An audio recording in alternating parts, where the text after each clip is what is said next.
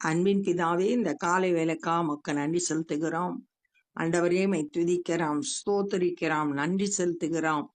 ஆண்டவரே, அந்த வார்த்தை மாம்சமாகி கிருபையினாலும் சத்தியத்தினாலும் நிறைந்தவராய் நமக்குள்ளே வாசம் பண்ணுகிறார் என்ற வார்த்தையின்படி ஆண்டவரே, நீர் எங்களுக்குள்ளாய் வாசம் பண்ணுகிறீர், எங்களை போதித்து நடத்துகிறீர், எங்களை பாதுகாக்கிறீர். எல்லா நன்மையான ஈவுகளுக்காக உமக்கு நன்றி செலுத்துகிறோம். இந்த நாளின் வேத தியானத்தை எங்களுக்கு ஆசீர்வதித்து தாங்க. நேசிக்கிறேன் இயேசு கிறிஸ்துவின் இனிய நாமத்தில் கேட்கிறோம் பிதாவே, ஆமென். யோசுவா 3வது அதிகாரம். அதிகாலமே யோசுவா எழுந்திருந்த பின்பு அவனும் இஸ்ரவேல் புத்திரர் அனைவரும் சித்தீமிலிருந்து பிரயாணம் பண்ணி யோர்தான் மட்டும் வந்து அதை கடந்து போகும் முன்னே அங்கே தங்கினார்கள். அதிகாலமே யோசுவா எழுந்திருந்து, அதிகாலையில எழுந்திருக்கிற பழக்கம் நமக்கும் வேணும். யோசுவாவை போல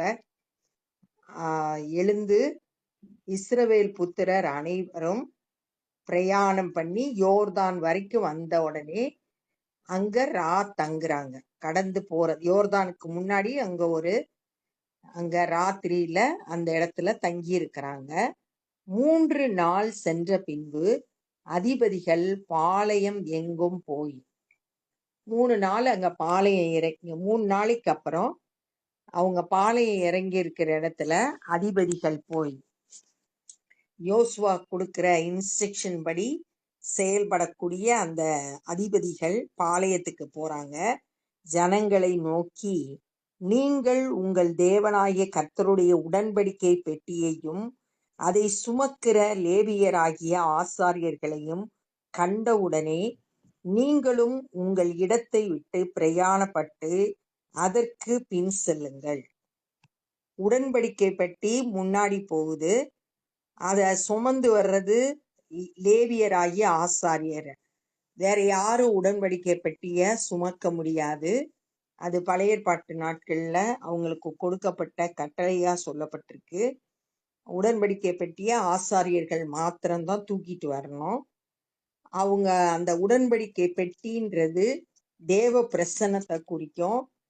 பழைய ஏற்பாட்டு நாட்கள்ல அது உடன்படிக்கை பெட்டி ஆசரிப்பு கூடாரத்துல மகா பரிசுத்த ஸ்தலத்துல இருக்கக்கூடியது.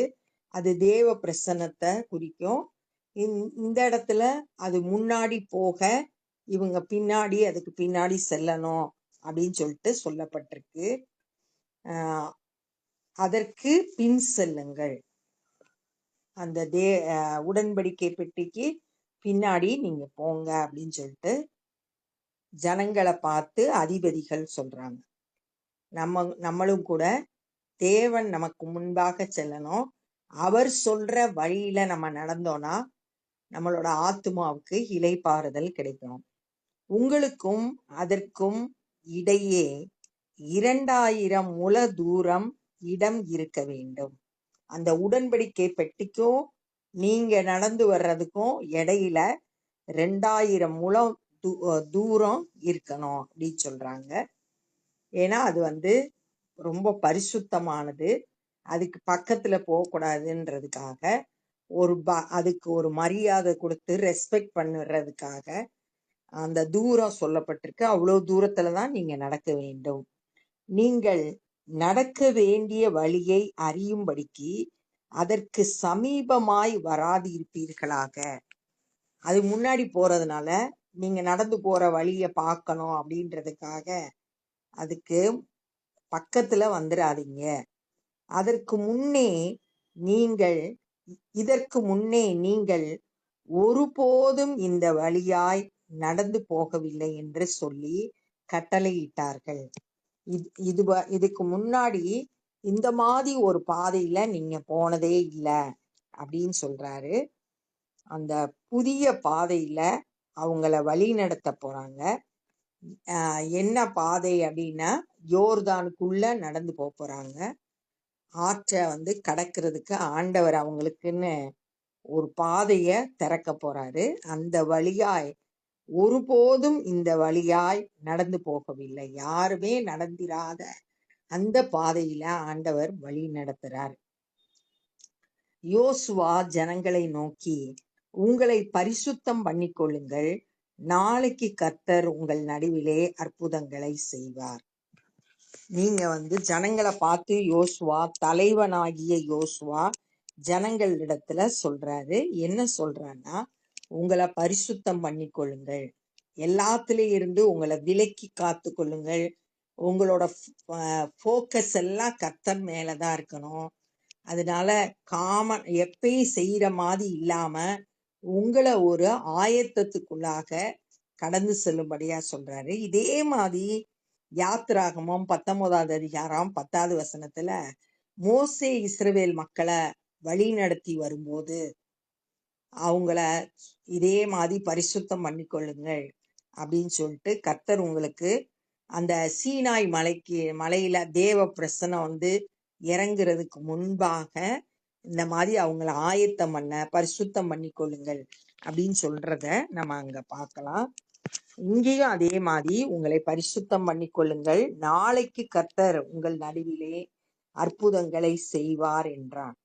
நாளைக்கு உங்களுக்கு கர்த்தர் அற்புதம் செய்வாரு, நீங்க இன்னைக்கு உங்களை பரிசுத்தம் பண்ணிக்கொள்ளுங்கள் என்று சொல்றார். பின்பு யோசுவா ஆசாரியர்களை நோக்கி, நீங்கள் உடன்படிக்கை பெட்டியை எடுத்துக்கொண்டு ஜனங்களுக்கு முன்னே நடந்து போங்கள் என்றார். அவங்களுக்கு கொடுக்கப்பட்ட வேலை ஜனங்களுக்கு முன்பாக உடன்படிக்கை பெட்டியை எடுத்துட்டு போனோம். அப்படியே உடன்படிக்கை பெட்டியை எடுத்துக்கொண்டு ஜனங்களுக்கு முன்னே போனார்கள். தேவ பிரசன்னம் முன்னாடி போகுது, அவருடைய சமூகம் இஸ்ரவேல் மக்களுக்கு முன்பாக சென்றது, பின்னாடி ஜனங்கள் போனாங்க. கர்த்தர் யோசுவாவை நோக்கி, நான் மோசேயோடு இருந்தது போல உன்னோடும் இருக்கிறேன் என்பதை இஸ்ரவேலர் எல்லாரும் அறியும்படிக்கு இன்று அவர்கள் கண்களுக்கு முன்பாக உன்னை மேன்மைப்படுத்துவேன். எப்படி நான் மோசேயோடு கூட இருந்து இந்த இஸ்ரவேல் ஜனங்களை வழி நடத்தினேனோ அது போல உன் கூட நான் இருந்து வழி நடத்துறேன் அப்படின்றத இந்த ஜனங்கள் அறியும்படிக்கு அந்த இஸ்ரவேல் ஜனங்கள் கண்களுக்கு முன்பாக உன்னை மேன்மைப்படுத்துவேன் அப்படின்னு சொல்லிட்டு யோசுவாவோட ஆண்டவர் பேசுறார். உடன்படிக்கை பெட்டியை சுமக்கிற ஆசாரியரை பார்த்து, நீங்கள் யோர்தான் தண்ணீர் ஓரத்தில் சேரும்போது யோர்தானில் நில்லுங்கள் என்று நீ கட்டளையிடுவாயாக என்றார். அடுத்து 2வது உன்னை மேன்மைப்படுத்துவேன்னு சொன்னாரு.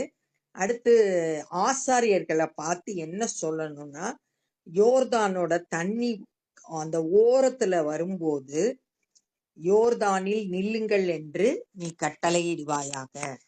அந்த யோர்தான்ல நில்லுங்க அப்படின்னு நிக்கும் போது அது 2ஆ பிளந்து அவங்க கடந்து போகணும். அதனால அங்க நில்லுங்கள் என்று கட்டளையிடு அப்படின்னு சொல்றார். யோசுவா இஸ்ரவேல் புத்திரரை நோக்கி, நீங்கள் இங்கே சேர்ந்து உங்கள் தேவனாகிய கர்த்தருடைய வார்த்தையை கேளுங்கள் என்றார். இப்ப ஆண்டவர் யோசுவாவிட்ட பேசிட்டாரு. இப்ப யோசுவா ஜனங்கள்கிட்ட அந்த காரியத்தை சொல்ல போறாரு.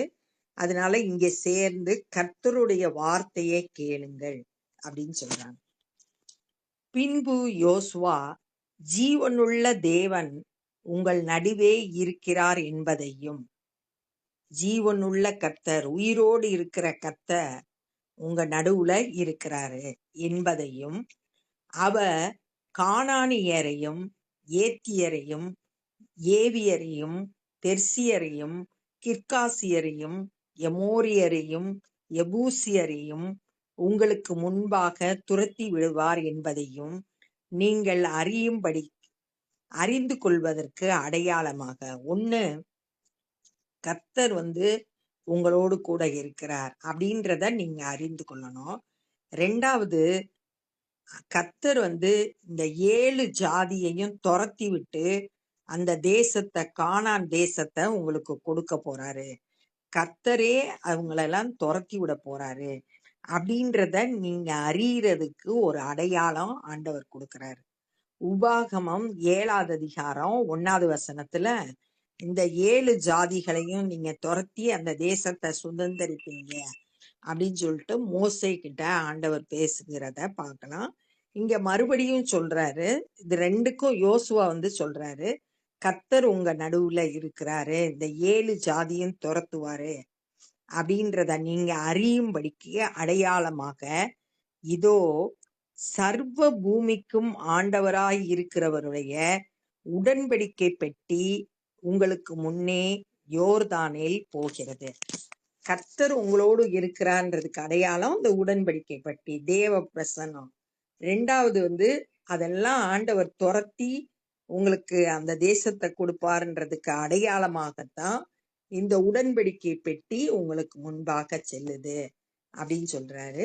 அப்ப தேவ பிரசன்னம் நமக்கு முன்பாக செல்லும் போது கர்த்தர் நம்ம கூட இருந்து எல்லா காரியத்தையும் நமக்கு வாய்க்க பண்ணுவாரு. எதுலெல்லாம் நம்ம வெற்றி பெறணுமோ, சத்துருடைய எல்லா திட்டங்களையும் முறியடித்து வெற்றி பெறறதுக்கு ஆண்டவருடைய பிரசன்னம் நமக்கு முன்பாக செல்லுகிறது. அப்ப இந்த நாள்ல என்ன கற்றுக்கொண்டோம் அப்படின்னா, யோசுவா இஸ்ரவேல் மக்களை பிரயாணம் பண்ணி யோர்தான் வரைக்கும் போய் அங்க 3 நாள் தங்கி இருக்கிறாங்க.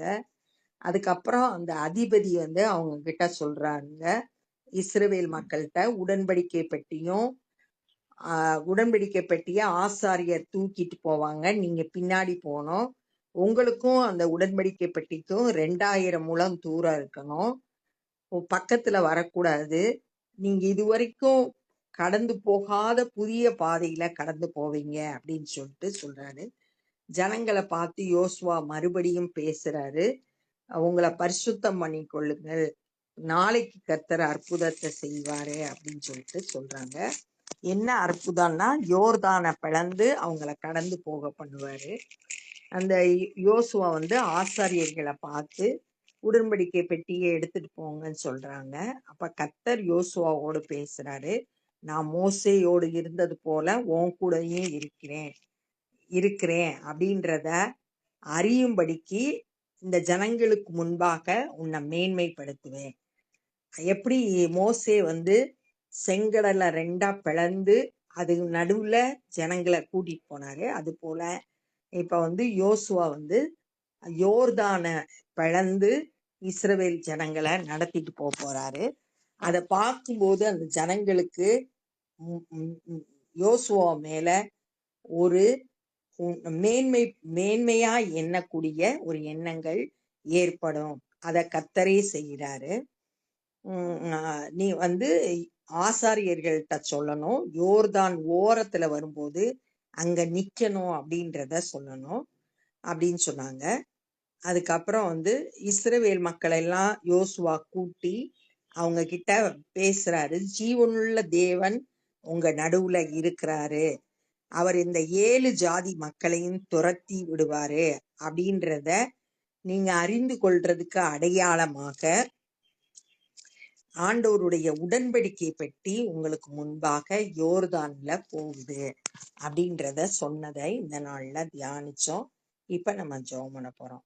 அன்பின் பிதாவே, இந்த நாள்ல நீர் சர்வ பூமிக்கும் ஆண்டவர் என்று நாங்க தியானித்தோம். ஆண்டவரே, நீர் அதிசயங்களை செய்கிற கர்த்தர் ஆண்டவரே. அப்பா, உம்முடைய பிரசனம் எங்களுக்கு முன்பாக செல்லட்டும், அப்பொழுது எங்களுடைய ஆத்துமாவுக்கு இளைப்பாறுதல் கிடைக்கும்.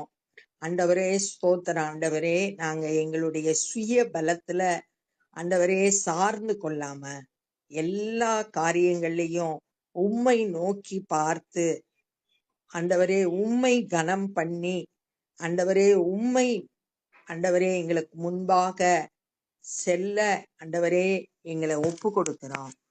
நீர் ஜீவனுள்ள தேவன், அற்புதங்களை செய்கிறவர் என்பதை எங்களுடைய வாழ்க்கையில ருசித்து பார்க்க கிருபை செய்யுங்க.